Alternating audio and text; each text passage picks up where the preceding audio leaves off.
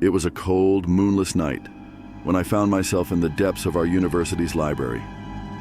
Finals week was looming, and I needed every possible moment to study. The library was a refuge of solitude, a sanctuary of knowledge, or so I thought. As I delved into my textbooks, the library's hushed stillness enveloped me like a security blanket. The only sounds were the soft rustling of pages and the distant hum of the ancient air conditioning system. Little did I know that the tranquility was about to be shattered. My heart skipped a beat when a shadow moved on the periphery of my vision. I glanced up, but the row of shelves before me remained empty. I shook it off as mere paranoia, the result of too many horror stories told late at night. I buried myself back in my books, determined to shake off this unease. But the second time, there was no doubt. A figure darted behind the shelves. My throat tightened and I felt a cold sweat break out on my forehead. A terrible thought crept in. Had someone else slipped in after hours, or was it something more sinister? I mustered the courage to investigate, rising from my seat and tiptoeing towards the shelves. Each step echoed through the eerie silence. The shadow seemed to lead me deeper into the labyrinthine library, away from the safety of the main hall. Suddenly, I stumbled upon a dimly lit alcove. The figure was there, lurking in the shadows. He was a man, shrouded in ragged clothes, his face obscured by tangled hair. His eyes, however, were piercingly bright, locked onto me with an intensity that sent shivers down my spine. "Help me," he whispered, a plea tinged with desperation. But something in his tone was off, something unsettling. I fled, my pulse pounding in my ears, leaving the library behind me. I was pursued by his haunting, agonized plea, even after I reached the safety of my dorm room. The next morning, I reported the eerie encounter to campus security. They assured me they would investigate, but no trace of the mysterious man was ever found. The library remained empty after hours. My advice to you, dear listener, is to always trust your instincts. When the hairs on your neck stand on end, listen to them. In the quiet corners of the world, darkness may be lurking. And if you ever hear a plea for help, remember that some calls are best left unanswered.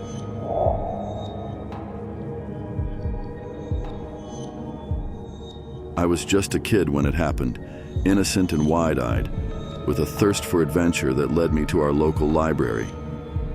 The old building stood with an air of mystery, its shelves holding countless stories and secrets. Little did I know that on that fateful day I'd step into a nightmare. As I wandered through the labyrinth of bookshelves, a stranger with a crooked smile approached.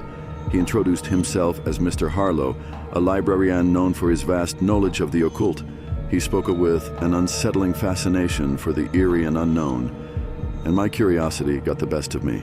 He invited me to a hidden basement beneath the library, a place not meant for young visitors. The walls were lined with dusty, forgotten tomes, and the air grew heavy with an otherworldly chill. I should have turned and ran, but I followed him deeper into the abyss.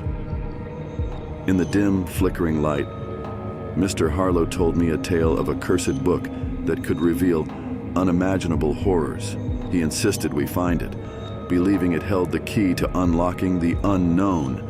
The library's silence was suddenly menacing, and the shadows danced in sinister ways. As I reluctantly searched for the accursed book, my heart raced with each creaking floorboard. Then an eerie whisper echoed through the shelves. I turned to find the stranger had vanished, leaving me alone in the basement. Panic seized me, and I began to realize the nightmare unfolding. With trembling hands, I clutched the book in my arms, my only link to the real world. But something in the pages whispered malevolence, and I feared what it might unleash. Desperation drove me to seek an escape. The basement felt endless, filled with unending corridors that led nowhere. My footsteps echoed through the labyrinth, and I heard Mr. Harlow's unsettling laughter in the distance. It was a game to him, a game of hide-and-seek in the dark, forsaken bowels of the library. Finally, I stumbled upon a heavy wrought-iron door. I pushed it open, and blinding daylight greeted me. I was free. But as I stepped into the library, I found the once curious patrons now turned into lifeless statues, their eyes haunted and hollow. With a shiver down my spine, I realized the curse of the book had taken its toll on the library, trapping those who dared enter. I had escaped, but at what cost? My heart pounding, I ran from that accursed place, leaving it behind, and as I reached the outside world, I vowed never to return. The story is over, dear listener, but the lesson remains. Beware the allure of dark secrets and those who promise forbidden knowledge. Some mysteries are better left unsolved, and not every story has a happy ending. It was a night like any other at the quiet public library where I worked the late shift. The shelves of books stood like silent sentinels, and the only sounds were the occasional whisper of pages turning and the soft hum of the ancient air conditioning. I enjoyed the solitude. It was peaceful and serene. That was until she walked in. Her footsteps echoed ominously through the empty aisles, heavy and erratic. She was a woman of disheveled appearance, with wild, bloodshot eyes and tangled hair that seemed to have a life of its own. Her clothes were a patchwork of rags, and she moved with an unsteady gait. My heart quickened, and I wondered if I should call the police or offer help.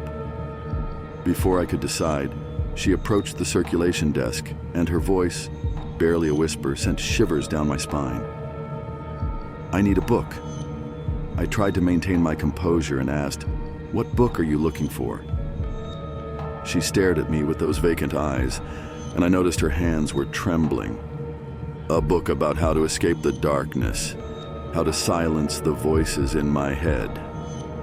I pointed her toward the self-help section and watched her stumble away, a feeling of unease settling in the pit of my stomach.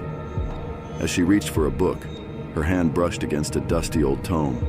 It slipped from the shelf and fell open, revealing a page filled with strange symbols and eerie illustrations. The woman's eyes widened, and she began to mutter incoherent words, her voice growing louder and more frantic. The air grew heavy with a suffocating tension, and a chill coursed through my veins. I felt like an unwilling spectator to some twisted ritual. The library seemed to darken, the lights flickering as the woman's incantations intensified. And then a deafening, bone-chilling scream pierced the silence. It was as if the very walls of the library were weeping in pain. The woman's eyes blazed with a malevolent light, and she pointed at me, her words dripping with venom. You brought this darkness here." I fled from the desk, terror gripping me as the room descended into chaos. The shelves rattled, books flew through the air, and the walls seemed to bleed darkness. I couldn't comprehend the horrors unfolding before me. Desperation guided my steps as I stumbled towards the library's exit. Just as I reached the door, the room exploded in a blinding flash of light, and the woman's screams were silenced. I was left trembling on the threshold of the library, the world outside untouched by the madness that had transpired within. I never returned to the library after that night, haunted by the fear that the darkness might still linger there. My advice to you, dear listener, is to be cautious of the places you visit, for sometimes the darkest horrors are hidden in the most unsuspecting of corners. And if you ever encounter a lost soul seeking refuge in a library, remember this tale and tread carefully, for you never know what horrors may lie in wait within the pages of a book.